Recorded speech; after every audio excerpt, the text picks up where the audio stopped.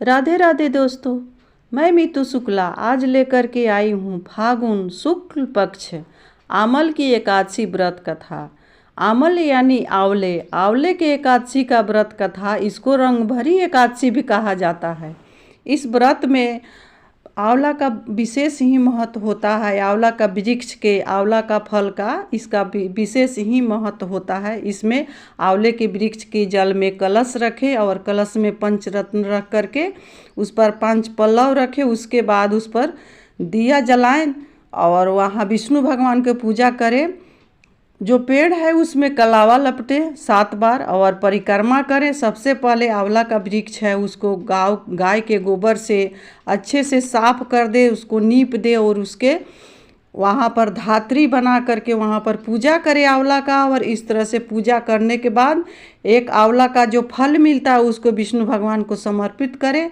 आइए जानते हैं कि उस व्रत को, जो आमल की एकादशी है, उसको किस दिन रखना है, किस दिन नहा खाए करना है और किस दिन पारण करना है। तो हिंदू पंचांग के अनुसार फागुन महीने के शुक्ल पक्ष की आमल की एकादशी की शुरुआत 2 मार्च 2023 सुबह 6:39 से होगी और एकादशी तिथि का समापन 3 मार्च 2023 को सुबह 9:12 पर होगा, समाप्त हो जाएगा। उदया तिथि के अनुसार व्रत को 3 मार्च को दिन शुक्रवार को रखा जाएगा। पारण 4 मार्च को सुबह 6:09 से 9:38 तक के अंदर ही किया जाएगा।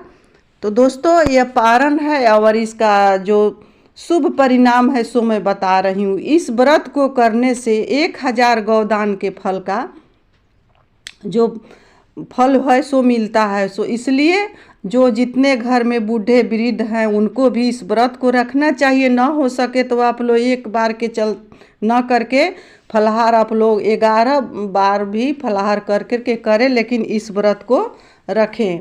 मानधाता बोले कि हे वशिष्ठ जी, यदि आप मुझ पर कृपा करें तो किसी ऐसे व्रत की कथा कहिए जिससे मेरा कल्याण हो। महर्षि वशिष्ठ बोले कि हे राजन, सब व्रतों में उत्तम व्रत और अंत में मोक्ष देने वाले आमल की एकादशी के व्रत का मैं वर्णन करता हूँ। यह एकादशी फागुन माह के शुक्ल पक्ष में होती है। इस व्रत के करने से समस्त पाप नष्ट हो जाते हैं। इस व्रत का फल 1000 गौदान के फल के बराबर होता है। अब मैं आपसे एक पौराणिक कथा कहता हूँ, आप ध्यानपूर्वक सुनिए। एक वैदिक नामक का नगर था जिसमें ब्राह्मण, क्षत्रिय, वैश्य तथा शूद्र चारों वर्ण आनंद सहित रहते थे। उस नगर में सदैव वेद ध्वनि गूंजा करती थी तथा पापी, दुराचारी तथा नास्तिक उस नगर में कोई नहीं था। उस नगर में चैत्ररथ नामक एक चंद्रवंशी राजा राज करता था। वह अत्यंत विद्वान तथा धर्मी था। उस नगर में कोई भी व्यक्ति दरिद्र व कंजूस नहीं था। सभी नगरवासी विष्णु भक्त थे और आबाल वृद्ध, स्त्री, पुरुष एकादशी का व्रत किया करते थे। एक समय फागुन मास की शुक्ल पक्ष की आमल की एकादशी आई। उस दिन राजा, प्रजा तथा बाल वृद्ध सब ने हर्षपूर्वक व्रत किया। राजा अपनी प्रजा के साथ मंदिर में जाकर पूर्ण कुंभ स्थापित करके धूप, दीप, नैवेद्य, पंचरत्न आदि से धात्री आंवले का पूजन करने लगे और इस प्रकार स्तुति करने लगे, हे धात्री, तुम ब्रह्मा स्वरूपा हो, तुम ब्रह्मा जी द्वारा उत्पन्न हुई हो और समस्त पापों का नाश करने वाले हो, तुम्हें नमस्कार है। अब तुम मेरा अर्घ्य स्वीकार करो। तुम श्री राम चंद्र जी द्वारा सम्मानित हो। मैं आपकी प्रार्थना करता हूँ, अतः आप मेरे समस्त पापों का नाश करो। उस मंदिर में सबने रात्रि को जागरण किया। रात के समय वहाँ एक बहेलिया आया जो अत्यंत पापी और दुराचारी था। वह अपने कुटुंब का पालन जीव हत्या करके किया करता था।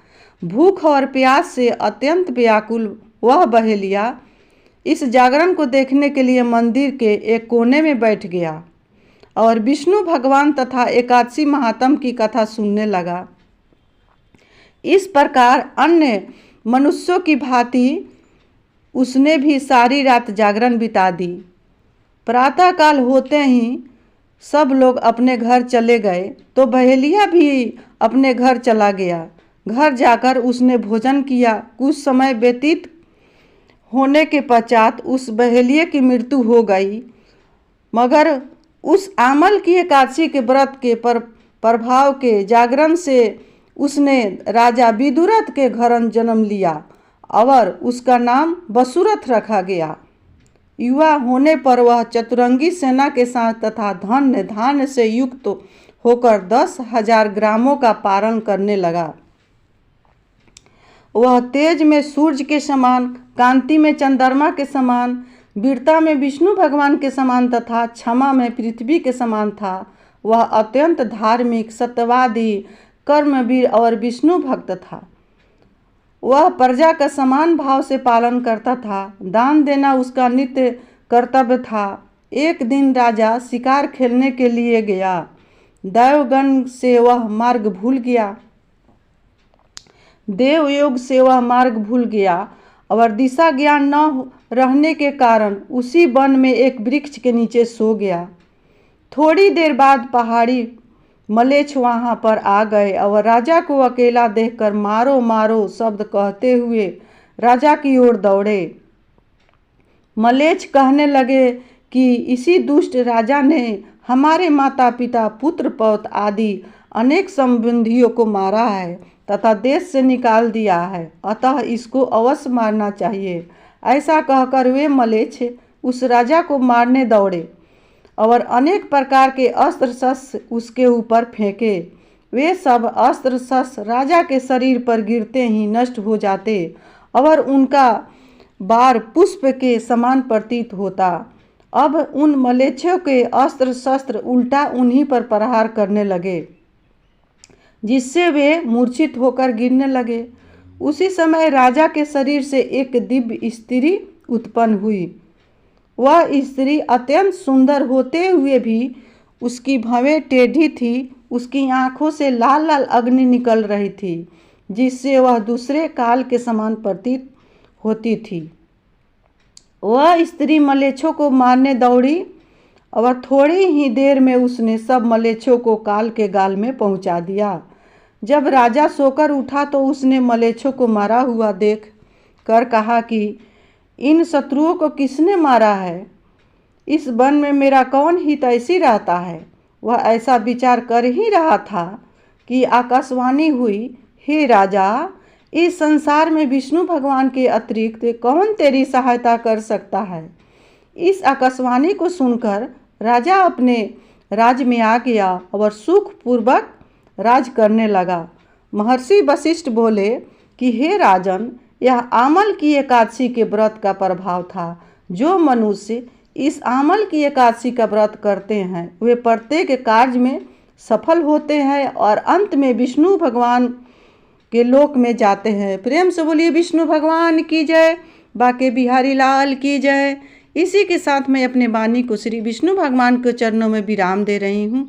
ये मेरा जो वीडियो अच्छा लगेगा तो मेरे वीडियो को आप लोग लाइक करेंगे, शेयर करेंगे, चैनल को सब्सक्राइब करेंगे। मिलती हूँ अगले वीडियो में, तब तक के लिए इतना ही।